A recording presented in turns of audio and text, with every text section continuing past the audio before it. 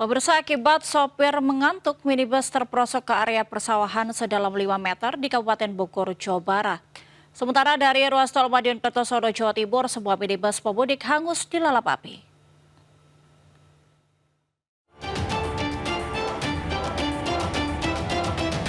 Mobil minibus ini terbalik dan terperosok ke sawah sedalam 5 meter di hari pertama Lebaran di ruas Jalan Raya Nanggung, Kabupaten Bogor.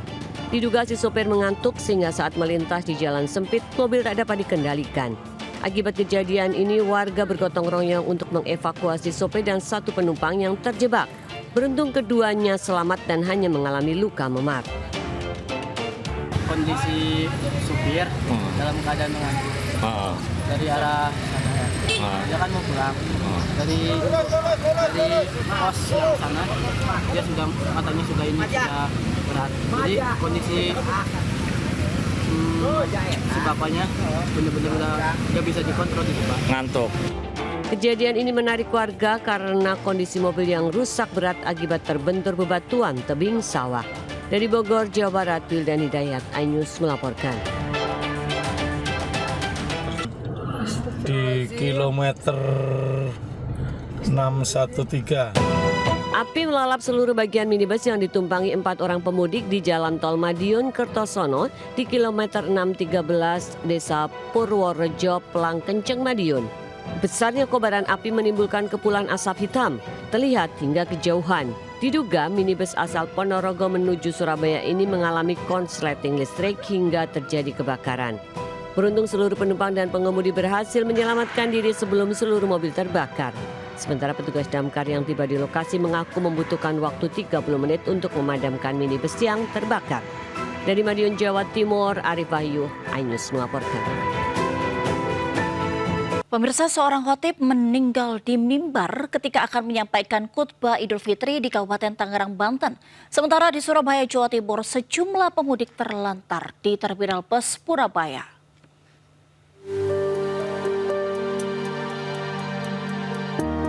Khatib bersiap menyampaikan khutbah Idul Fitri di Masjid Jami Al-Muhajirin di Kecamatan Pasar Kemis, Kabupaten Tangerang, Banten, Senin pagi.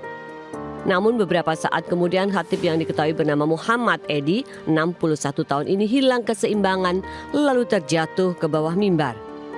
Sontak kejadian ini membuat panik para jamaah. Para jamaah pun segera mencoba membangunkan khatib yang saat itu sudah tidak sadarkan diri. Para jamaah sempat membawa khatib ke rumah sakit terdekat, namun tim medis rumah sakit menyatakan ia sudah meninggal dunia. Dan pada akhirnya kami memastikan membawa ke dokter, ternyata beliau sudah memang dipanggil oleh Allah Subhanahu wa Ta'ala. Dan perjalanan kehidupan dia, setahu saya pribadi, saya termasuk orang yang dekat dengan beliau. Beliau adalah orangnya supel, suka bermasyarakat. Setelah disemayamkan, almarhum dimakamkan oleh keluarga di tempat pemakaman umum Radar, Desa Karet, Kecamatan Sepatan, Kabupaten Tangerang, Banten. Dari Kabupaten Tangerang, Banten, Aimarani, iNews melaporkan. Bus antar kota Terminal Bus Purabaya Surabaya di Bungurasi Waru Sidoarjo dipadati calon penumpang pada Senin siang hingga sore. Akibat banyaknya calon penumpang, sebagian pemudik jarak pendek terlantar di jalur keberangkatan karena kehabisan armada bus. Pemudik yang rata-rata didominasi bertujuan Kediri, Tulung Agung, Trenggalek ini terpaksa berebut saat bus masuk terminal.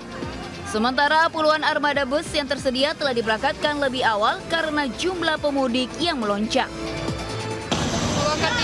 Kediri, udah lama nunggunya Mbak ya? Banget, lama banget kok. Ini nunggu busnya jarang atau gimana Mbak? Gimana? Busnya jarang atau nggak dapat bus atau gimana? Jarang kok.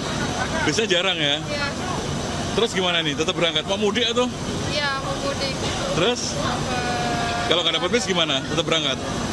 Nggak tahu, naik Grab mungkin. Kediri udah berapa lama di sini Pak? Ada 2 jam lah. 2 jam ya? Nggak dapat bis Pak? Nggak ada bisnya. Sulit ya Pak ya bisnya Pak ya? Ya sulit lagi nggak ada. Kalau sulit ada, ini nggak ada. Namun sayang, meski banyak pemudik yang terlantar, Sejumlah armada bus cadangan yang siaga di Terminal Purabaya tidak segera diberangkatkan untuk mengangkut pemudik. Dari Sidoarjo, Jawa Timur, Pramono Putra, iNews melaporkan.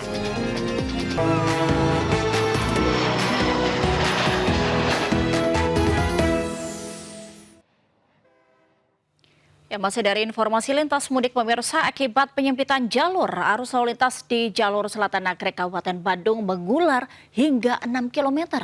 Kepadatan kendaraan juga terjadi di jalur Puncak Bogor. Jalur selatan Nagrek Kabupaten Bandung dipadati kendaraan pemudik lokal yang hendak bersilaturahmi ke beberapa kota di timur Bandung seperti Garut, Tasik hingga Ciamis. Akibat tingginya jumlah kendaraan pemudik lokal, kendaraan mengular hingga 6 km. Antrian terjadi dari kawasan Nagrek hingga Parakan Muncang. Diprediksi antrian kendaraan pemudik lokal akan terjadi hingga sore nanti.